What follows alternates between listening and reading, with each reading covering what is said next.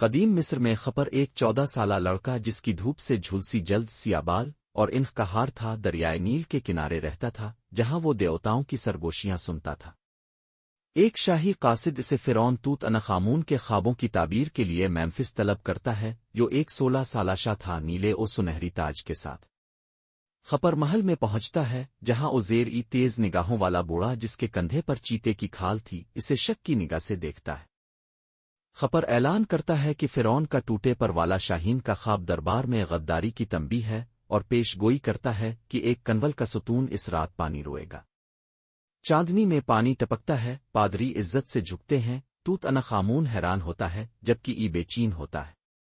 دیوتاؤں کا بولنے والا کہلایا جانے والا خپر فرعون کے قریب رہتا ہے لیکن ایک رات زہر کے بچھو کا خواب دیکھتا ہے اور دوڑ کر توت عنخ آمون کو متنبع کرنے جاتا ہے۔ خپر فرعون کو زہر آلود ایک شیشی کے ساتھ ساکت پاتا ہے جبکہ ای باہر سے شرارت سے جھانکتا ہے۔ ای کے آدمیوں سے بچنے کے لیے خپر صحرا میں بھاگتا ہے اپنا انخار تھامے۔